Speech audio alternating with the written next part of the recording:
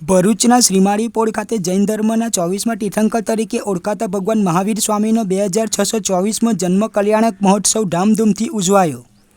જૈન ધર્મના 24મા તીર્થંકર તરીકે ઓળખાતા ભગવાન મહાવીર સ્વામીનો જન્મ ચૈત્ર સુદ 13ના પવિત્ર દિવસે થયો હતો। તેથી દર વર્ષે આ દિવસને મહાવીર જયંતિ તરીકે ઉજવવામાં આવે છે। આ દિવસને મહાવીર જન્મ કલ્યાણક તરીકે પણ ઓળખવામાં આવે છે। આ દિવસે જૈન ધર્મના 24મા અને છેલ્લા તીર્થંકર તરીકે ઓળખાતા ભગવાન મહાવીર સ્વામીનો જન્મ થયો હોવાને કારણે આ દિવસ મહાવીર જયંતિ તરીકે ઉજવાય છે।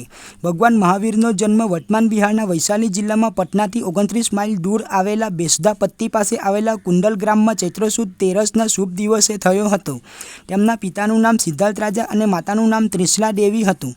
જ્યારે મહાવીર પોતાની માતાના ગર્ભમાં આવ્યા તે સમયથી રાજ્યમાં સુખ સમૃદ્ધિ, શાંતિ અને સંપત્તિમાં વધારો થયો હતો। આથી તેમને વર્ધમાન તરીકે પણ ઓળખવામાં આવે છે। માતાના ગર્ભમાં તેમના ચ્યવન પછી ઘણી સારી ઘટનાઓ બની હતી। આ સમયે વૃક્ષો પર મોટા પ્રમાણમાં ફૂલો ખીલ્યા હતા। રાણી ત્રિશલાને 14 શુભ સ્વપ્નો આવ્યા હતા વગેરે ઘટનાને એક મહાન આત્માના અવતરણનું ચિહ્ન માનવામાં આવે છે। જૈન ધર્મના સ્થાપક ભગવાન મહાવીર સ્વામીએ તેમના જીવનકાળ દરમિયાન અહિંસા અને આધ્યાત્મિક સ્વતંત્રતાનો ઉપદેશ આપ્યો હતો।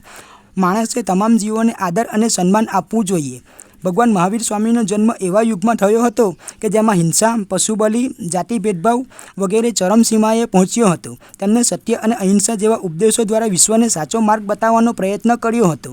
જૈન ધર્મના સ્થાપક ભગવાન મહાવીરે અહિંસા, સત્ય, અપરિગ્રહ, અસ્તેય અને બ્રહ્મચર્યના પંચશીલ સિદ્ધાંતો આપ્યા હતા। આ 5 સિદ્ધાંતોને કોઈપણ મનુષ્ય પોતાના જીવનમાં ઉતારે તો તેને જીવનમાં સુખની પ્રાપ્તિ થઈ તેની સદગતિ થાય છે। ભગવાન મહાવીરે 30 વર્ષની ઉંમરે સાંસારિક મોહ અને રાજવી વૈભવનો ત્યાગ કર્યો હતો અને આત્મકલ્યાણ અને વિશ્વ કલ્યાણના કાર્યો કર્યા હતા। ભગવાન મહાવીરને 12 વર્ષની કઠોર તપસ્યા બાદ કેવળ જ્ઞાન પ્રાપ્ત થયું હતું। ભગવાન મહાવીરે પાવાપુરીમાં 72 વર્ષની વયે મોક્ષ મેળવ્યો હતો। ભરૂચના શ્રીમાળી પોળ ખાતે જૈન ધર્મના 24મા તીર્થંકર તરીકે ઓળખાતા ભગવાન મહાવીર સ્વામીનો 2624મો જન્મ કલ્યાણક મહોત્સવ ધામધૂમથી ઉજવવામાં આવ્યો હતો। જેમાં સવારના 8 કલાકે ભગવાન મહાવીર સ્વામીની પ્રક્ષાલ પૂજા કરવામાં આવી હતી। 9 કલાકે પરમ પૂજ્ય હિરણ્ય બોધિ વિજયજી મહારાજ સાહેબ અને પરમ પૂજ્ય હેમદર્શન વિજયજી મહારાજ સાહેબનું વ્યાખ્યાન રાખવામાં આવ્યું હતું। જેમાં બાળકો તથા યુવાઓના પ્રભુ મહાવીર સ્વામી વિષયક વક્તૃત્વ પર તેમનું વિશેષ બહુમાન કરવામાં આવ્યું હતું તથા વ્યાખ્યાનમાં પધારનાર તમામ ભાગ્યશાળીઓને પ્રભાવનો તેમજ લકી ડ્રોની કૂપન આપવામાં આવી હતી। બપોરના 32 કલાકે શ્રીમાળી પોળ મહિલા મંડળની બહેનો દ્વારા ભગવાન મહાવીર સ્વામીની શ્રી પંચકલ્યાણક પૂજા કરવામાં આવી હતી। આ સમગ્ર કાર્યક્રમમાં મોટી સંખ્યામાં શ્રાવક શ્રાવિકાઓએ હાજર રહીને ભગવાન મહાવીર સ્વામીના દર્શન, પ્રક્ષાલ પૂજા, શ્રી પંચકલ્યાણક પૂજા, જીનવાણી, આરતી અને નવકારસિંહનો લાભ લઈને પોતાના જીવનને ધન્ય બનાવ્યું હતું।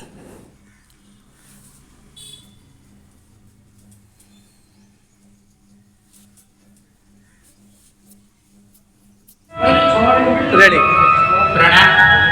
4 ટેકાના જૈન સંઘો દ્વારા આ એક સુંદર મજાની શોભાયાત્રાનું આયોજન કરવામાં આવ્યું છે। નવકાર મહામંત્ર દિવસ અને કાલનો દિવસ અમારા માટે જન્મ કલ્યાણકનો દિવસ, જેની ઉજવણીના ભાગરૂપે આ શોભાયાત્રાનું આયોજન કરવામાં આવ્યું છે। વિશ્વમાં જે હિંસાના તોફાનો ફાટી નીકળ્યા છે એને આંકડી લેવા, અહિંસા ફેલાય, જીવો જીનેલો સંદેશ ફેલાય એ હેતુથી આ અહિંસા રેલીનું અમે આયોજન કર્યું છે। જેના માટે અમે સૌ જૈનો ભેગા થઈ અને શ્રીમાળી પોળ તરફ શક્તિનાથથી જઈશું। Thank you. તીર્થંકર પરમાત્માના જીવો જગતના સર્વ જીવોને માટે એકાંત હિતકર એવા શાસનની સ્થાપના કરે છે।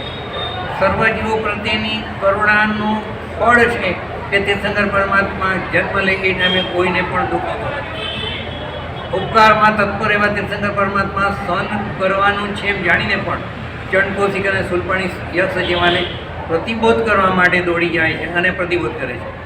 ગમે તે સંજોગોની અંદર પણ ક્ષમતા રાખો, લાઈવ એન્ડ લેટ લાઈવ દુનિયાનો પ્રિન્સિપલ છે। પણ પરમાત્મા તો એવી રીતે જ વ્યા કે even die but let live. Megharath રાજાના ભવની અંદર એક પારણા માટે પોતાનું જીવન આપવા માટે પણ તૈયાર થઈ ગયા અને એક કર્મ સત્તા એનો બદલો આપે છે કે જ્યાં જાય ત્યાં આગળ લીલા લે જગતના બધા જીવો સુખ, શાંતિ અને કરુણાને પ્રાપ્ત કરે। બધા જીવોના સંપત્તિ ત્યાં વધી જાય, કોઈને કોઈના પ્રત્યે વેર ન રહે એવો એક કરુણાનો સ્ત્રોત આ તીર્થંકર પરમાત્મા વેળાવે છે અને એનું પરિણામ છે કે આજે સેંકડો હજારો પાંડા પોળો, ખીચડી ઘરો વગેરે આપણને આ દુનિયામાં દેખાય છે। જ્યાં પરોપકાર દેખાય એમાં મૂળની અંદર આ તીર્થંકર પરમાત્માના જીવો છે અને એના માટે આ તીર્થંકર પરમાત્મા જન્મ કલ્યાણકની ઉજવણી રૂપે રેલી આદિના આયોજનો આ બધા થાય છે એ આપણો ગૌરવનો અને આપણી કૃતજ્ઞતા માટેનો વિષય છે.